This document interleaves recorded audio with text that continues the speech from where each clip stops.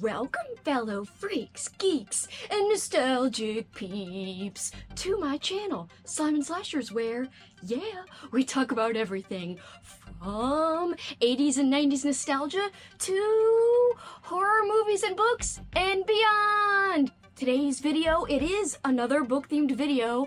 I am so hyped. I'm gonna be telling you guys my top 15 favorite Halloween and fall reads. So stay right where you are, we'll be right back, and we'll get into the top 15 list.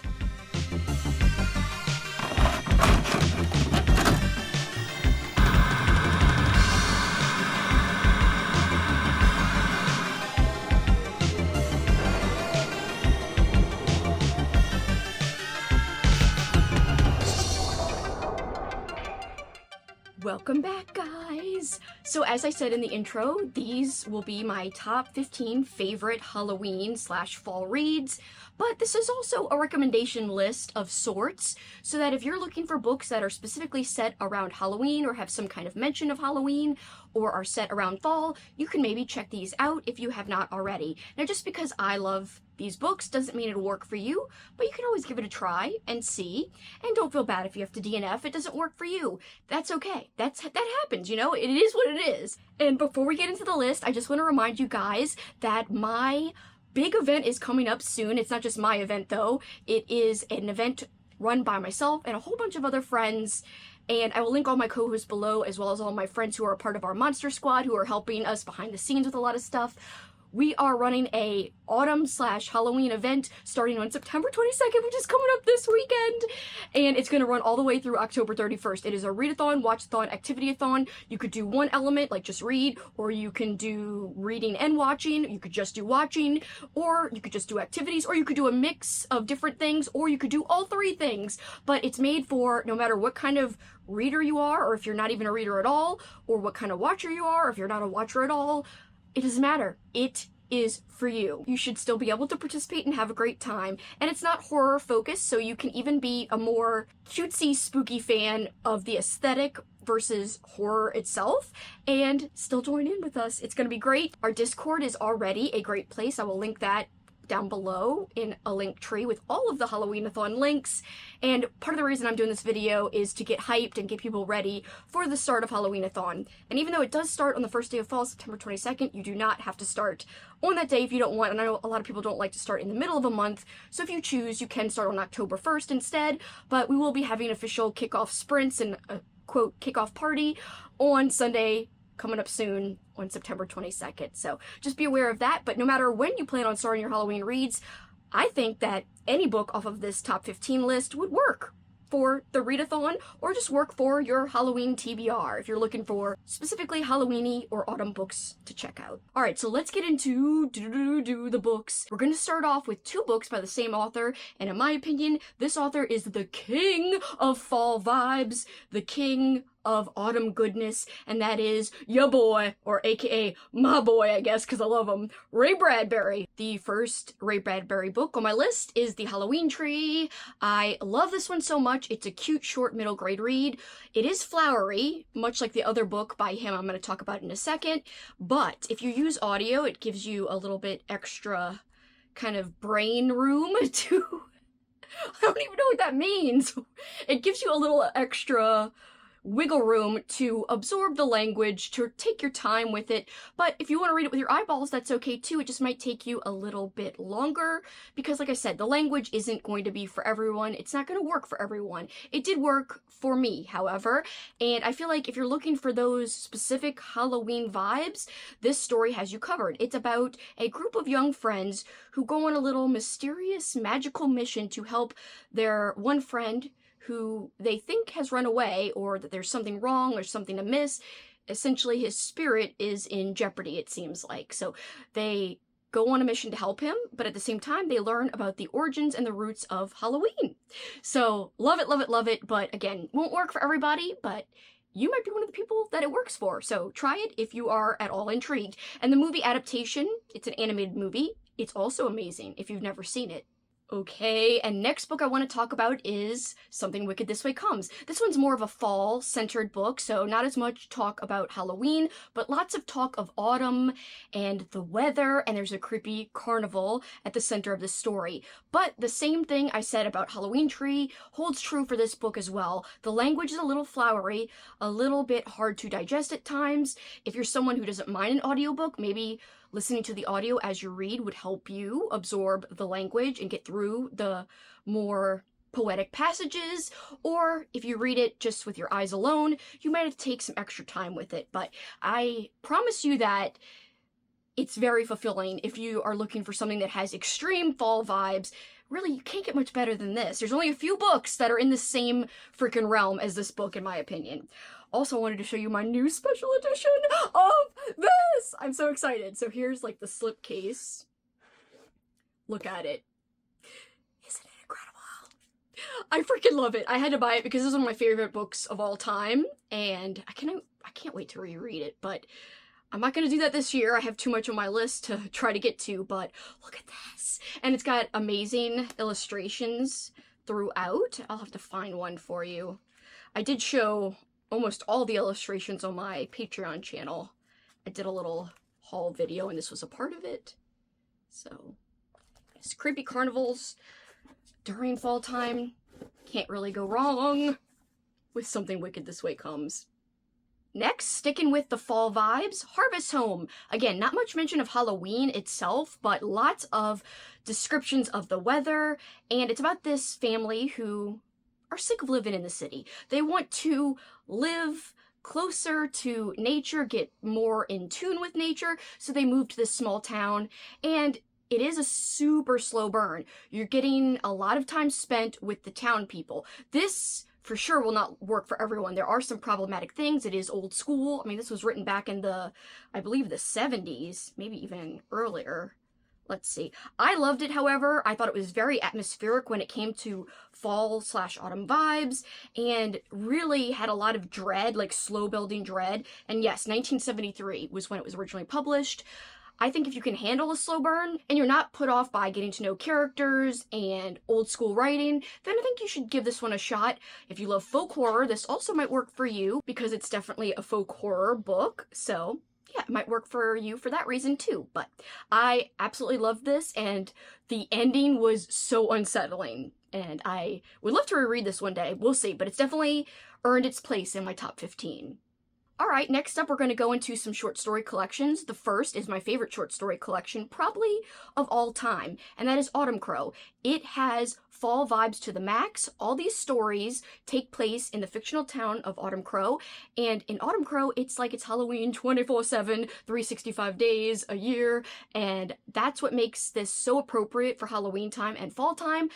But these stories are not just, spooky, ooky. There's some fun stories, but there's also some heartfelt and heart-wrenching stories as well. So this has a lot of melancholiness to it, and it reminds me of Ray Bradbury in that Cameron Chaney's writing is beautiful, but what is different about this from Ray Bradbury's style is that Cameron Chaney's language is a lot more approachable, a lot easier to absorb, but if you're not a huge fan of short story collections, you still might want to give this a try, because I'm not a huge fan of short story collections. I'm very picky about them. However, this one really hit it out of the park for me, and the vibes are there. And that's what this whole video is about, is telling you my 15 reads that have ultimate Halloween or fall vibes, or both. And this one has that for sure, hands down, no questions asked. Also, same author, my bud, my friend, Cameron Chaney, who does have a YouTube channel. I'll link him down below. He also has another book called Autumncrow High, Fresh Hell. This is a first book in a series of books, so there will be more to the story. However, this one does have a complete beginning, middle, and end, but there are some things left unanswered that will be answered in subsequent books later down the line that have not yet been released. This, though, it takes place in late summer. However, it's still taking place in the town of Autumncrow. So, because of that, because of the town itself, it's still got those autumn kind of vibes that you may be looking for. So this would still be appropriate for Halloween time for sure. Sticking with the short story collection theme, we've got another short story collection, and this is Greetings from Moon Hill by Anthony J. Rapino. This is actually my co-host Cameron, again, at Library Macabre. It's one of his host recommendations, and I love this book. I picked it up because of him a few years ago, because I saw him talking about it on his channel, and I was not disappointed. So this is very similar to the concept of Autumncrow, where there's a town called Moon Hill, where it's kind of like it's Halloween all the time. But there are more sinister things going on in this town, more kind of cosmic-y things, it feels like, going on in this town. So what I love is that these stories aren't just random stories thrown together in a collection. It's stories that all connect together because they all take place in this town of Moon Hill. And that's why I loved it so much. I think that's why I like both this and Autumncrow so much, because the stories all are tied together by this common thread of taking place in a one singular small town. And in that town, it's Halloweeny all the time. So both really, really work for awesome Halloweeny vibes. I really like this one a lot, and I never hear hardly anyone talking about it except for Cameron and a few other people. So I do recommend it, and if you do check it out, I'd love to know what you think of it. All right, next up, we're going to go over a couple of standalone Halloween-themed novels. It is very hard to find books that are just a standalone novel about Halloween, books that are not a short story collection.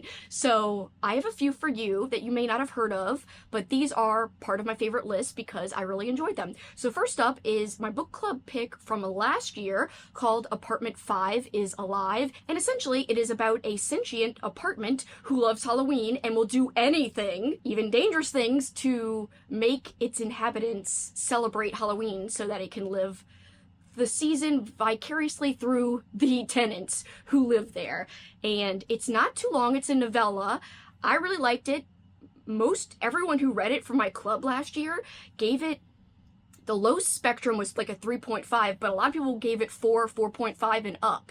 But, I would say the average was around 4 or 4.5. I myself gave it 4.5, but it's such a unique take on a Halloween story, and it's so much fun, and I think it's kind of a hidden gem because not a lot of people have talked about it, because I don't think a lot of people have read it. Next up, another book I don't own. I wish I owned this one, but this is The Barn, the novelization by Brian G. Berry. So there is a movie called The Barn. I have not seen it. I am going to hopefully watch it this upcoming October because it's part of my 31 movies for 31 days in October list. And by the way, if you want to see my entire list of movies, I do have a video out right now with the entire list. Spoiler, it's more than 31 movies, actually it's a lot more, but I go over the 31 movies that are my priority movies plus some extras, and again, I'll link it below if you missed it. The Barn, the movie's on there, but I've already read the novelization and I had a great time with it. Super Halloweeny, more of a Halloween slasher specifically. So if you're not into slashers, maybe skip it, but if you do like a fun, silly, gory time, you might enjoy The Barn novelization because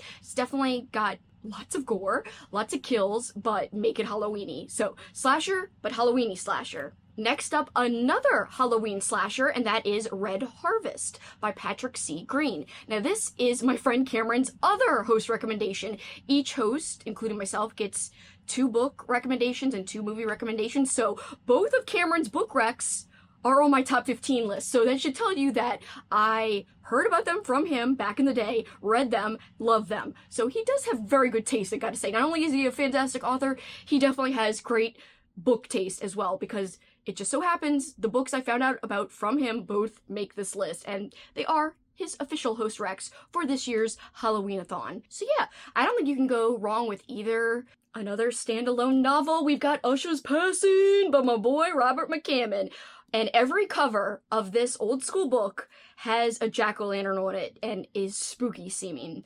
Love this book. I really got to reread it because I read it so fast the first year I read it that I feel like I didn't get to appreciate it fully, but I still loved it. But I think I could love it even more if I took my time with it a little bit further. There are definitely great depictions of fall time in here, and that's why it's on the list, because this list is really about fall vibes, Halloween vibes. This book definitely has fall vibes.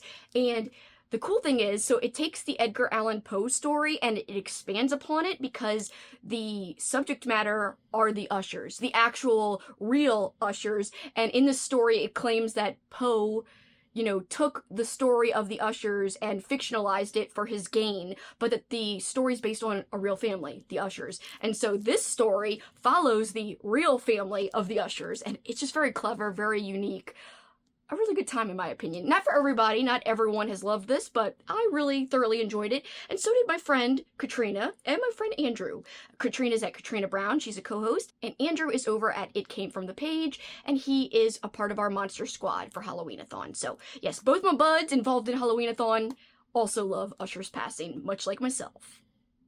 Next up, another novelization lands on my list, and this is The Nightmare Before Christmas by Megan Shepherd. So specifically, the novelization by Megan Shepherd. I would advise and recommend that you use the audio, because the audio is fantastic. Now, sometimes it goes a little too hardcore with the voices and the theatrics in the audiobook. However, it is really much done in the style, the narration style of like the characters from the movie The Nightmare Before Christmas. So if you like that over-the-topness of, you know, Oogie Boogie and the way he talks, I think you're really gonna like the audiobook for this novelization. But what I love about this and why it lands on my list, it's not just a straight copy of the movie in book form. It adds a little bit of depth to the characters from The Nightmare Before Christmas. So if you ever wanted a little bit more from the characters and their psyches, I highly suggest the novelization of The Nightmare Before Christmas. And really, if you're an audiobook person, I would check out the audio. I read it last year, or listened to it last year from the library, and it was so much fun. Definitely put me in a Halloween-y mood. Alright, now we're switching gears and talking about middle grade books. I've got two books here from the Monster Street series. So this is a cute, modern, kind of a spooky middle grade series. I could say that it's similar to Goosebumps in that, you know, you got stories that follow different characters, but they're a little spooky. So both of these stories have Halloween involved in them, though, so you can't go wrong with either one. Here we have Carnival, which I think out of the two, this one's my favorite. You're following two brothers who go to a spooky carnival, and things aren't what they seem, and they have to protect each other. They have to learn to protect each other, and some cute, heartfelt stuff develops, but I really just like the vibes in this one a lot. And this one actually made me tear up because there's some really awesome family dynamics in this about, you know, the mom going through something tough, some grief. And it's really sweet to see interactions between the mom and the son in this book, but essentially we've got a group of kids and they get turned into their Halloween costumes. Now, these are middle grade reads, so they're not written for adults. So if you don't like middle grade reads, don't even try to pick these up, because you're probably not going to enjoy it. It's going to read too young for you. You've got to keep in mind who these are written for. These are written for kids, so you kind of got to go into these with that mindset. But I think these are fantastic reads, some of the best, most appropriate middle grade reads for this time of year, in my opinion. That's why they're on my list. Next up, a vintage classic middle grade book, and of course, this had to make my list. It's a Goosebumps book, and specifically, it's the Goosebumps book, The Haunted Mask. Such great Halloween vibes. It does take place, or part of it takes place on Halloween night, where we've got our main character. She wants to scare people instead of being always the one who gets scared. So she buys a really creepy mask and puts it on, but maybe she can't take it off, and more develops from there. There are great life lessons at the core of the story, but the vibes are there regardless if you care about the message or not. The vibes! And that's why I love it. The vibes are pristine, in my opinion. Next up, we've got a cute little picture book. So this is a children's book, obviously, but I think it's so cute that even adults who are still okay with, you know, getting in touch with their inner child, I feel like adults of that nature could still enjoy this because I loved this little picture book. Sir Simon, super scarer, so adorable, about a little ghost who's haunting a house and a new family moves in, and how he interacts with said new family. Alright, and my last two on my top 15 are more of Halloween adjacent books. I still think they're appropriate, and I'll explain why. So first, we've got Slewfoot by Bram, and this one, of course, you've got a witchy vibe to it, as you can see from the cover, and we've got this woman. We really feel for her. She's kind of a pariah of the small town, and people think she is a witch and cavorting with like demons and evil dudes, whatever. Anyway, more develops from there. It's fantastic. Can't praise Brahms' writing more highly than I already have in many, many videos over the past couple of years, but Slewfoot would be great for autumn/Halloween time just because of the witchy vibes and the tone of the book. So it would definitely work if you're looking for something for this time of year, and I loved it. Alright, and last but not least, the book that I'm not really recommending to you per se, because it's just a book that I like, and I don't know if anyone else out there would really like it. I honestly don't even know why I liked it so much. So this is A Night in the Lonesome October. No, not the Roger Zelazny or whatever one. I have read that one. It's not on my top 15. I'm sorry.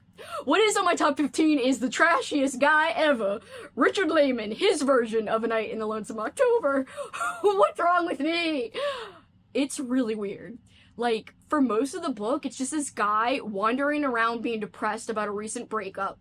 It is fall time, hence why I'm putting it on this list. It takes place during fall. He's like just walking around really depressed. Through his walking around late at night, he meets all kinds of crazy characters, including one girl who loves to creep and peep into people's houses, and actually our main character guy also begins to creep and peep. But eventually, there are things that come to light, like a bad guy starts to notice this guy who takes these late walks, and there might be something going on where he wants to try to find this guy who's always taking the walks.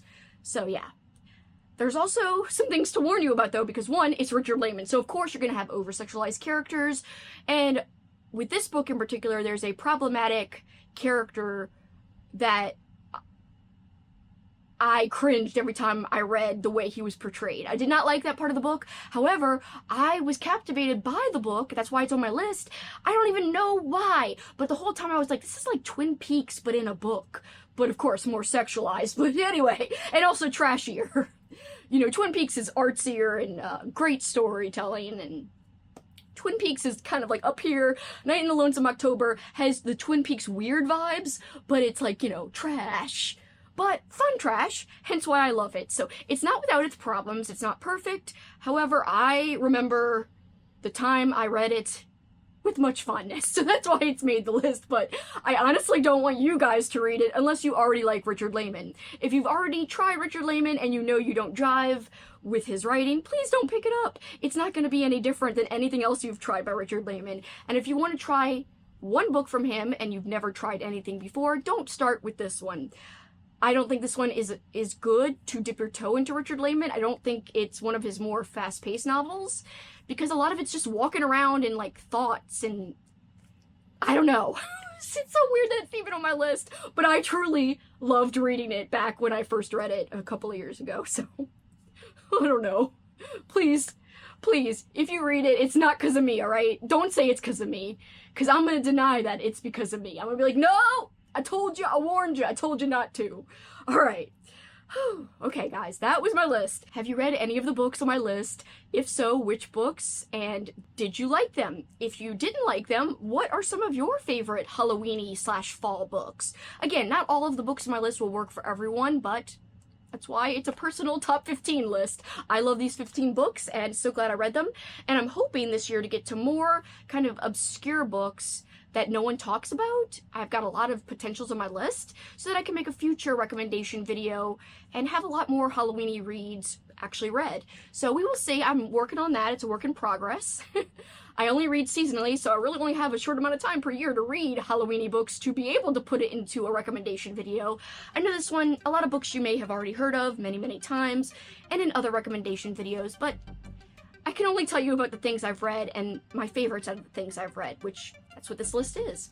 And quickly, do want to remind you that I did release a Halloween book collection video where I showed you every single Halloween book that I owned. This video had some books that I've read and loved, but I don't own. So that's kind of sad that I don't own every single one of these top 15 favorites, but hey, at least I got to tell you about some books that I didn't already mention in that video. I will link the video below if you missed it, because I'm really happy with the way that one came out. For this time, guys, that is it from me. I'm sorry it was so long. Till next time, you know what you can do. Keep on killing it. And get ready to get spooky, because fall is around the corner. Whatever. Bye, guys. Thank you.